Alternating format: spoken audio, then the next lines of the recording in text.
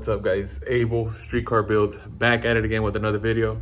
All right, in this video, guys, it's gonna be a super short video. We're gonna be talking about the oil feed and the oil drain on the On3 Coyote Swap Turbo Kit and my Fox body. Let's go ahead and jump right into it.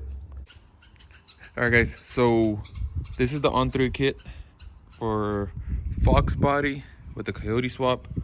All right, in the other videos, we did the hot side, we did the cold side. And in this one, we did the oil feed and the oil drain. And I want to go ahead and talk about that because we made some changes. All right, so the kit comes with this sandwich plate, which bolts in between the block and the filter. This side with the rubber goes to the block, and then the filter with the gasket would bolt onto here, and you would turn it either which way. One would be a feed. You know, it had several galleys for, you know, the feed. You know, you can use these for oil pressure and stuff like that. But these, I read online, are notorious for what do you call it, leaking. So they do leak a lot, and I was gonna have some I was gonna be the clearance with the filter and the header on the driver's side was gonna be real close. You know, it might have worked, it didn't. But I had a part here that worked perfect. I'm gonna go ahead and show you that. All right, guys, so I had this from before. I took out the motor.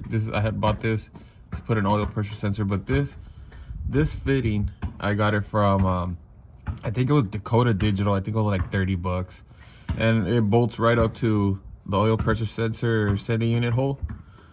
And it's the same thing as a sandwich plate. It's a T fitting, you know. So I ended up using that because the sandwich plate was gonna be, you know, 2 inches, and look at the clearance that I was gonna have here. 2 inches down, this thing would have been almost touching. I would have to change filters, stuff like that. So I ended up using this. It's cleaner, it's easier. And I ended up using all the hardware that came with the On3 kit, which is this 90 and this hose. This hose goes directly to the feed of the turbo. So this is the feed, and this is my oil pressure sensor, oil pressure gauge. You know, I did it as simple as I could for now. So this is a manual oil pressure gauge hose that goes to my co-induction panel that has the gauge on there. I'll go ahead and show you that. But this is how I did the feed. Super easy. If I could do it, you guys can do it. I have no mechanical skills whatsoever. I've been winging this as I go, but no leaks. Real smooth. It feeds the turbo, feeds the oil pressure gauge, and it works perfect. All right, guys, so that's the feed. Now I'm gonna go ahead and jump into the drain. All right, on the oil feed, I tried to make it look really nice. You know, I had this fitting for AN-8, you know, make it look real nice, put the AN fitting in there. But this fitting, you know, this fitting fit. This one is way too tight to go ahead and fit in between this right here, guys. All right, I'll get a lower view in a bit. But I tried to make it look nice with the, you know, AN hose and stuff to drain. But it just wasn't gonna work, guys. It wasn't gonna work. It was super tight. So I ended up using the push lock fitting that came with the kit, you know, aluminum fitting.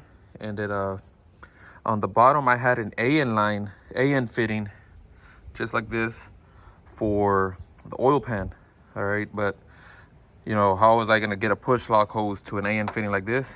So I actually had a push lock, the push lock to AN fitting 45. I'll go ahead and show you that. All right, it was this one, exactly like this. I had two. And so this one goes to the oil pan like that, and then the push lock hose all the way up to the top to the drain. All right, and I'm gonna go ahead and get underneath so you can see how tight it is, guys. All right, guys, as you can see, let me try to zoom out so you can go ahead and see. That's how tight it was, guys. You know, I can't even barely fit my finger in here. You know, that's how tight it is. So this hose, perfect. I just put a clamp on there. I installed that before I set the turbo in because I wasn't gonna have any room. All right, guys, so that just drains down this way. Let me go ahead and turn around, and it goes right here directly into the oil pan. Simple, easy, and it works and it doesn't leak, guys.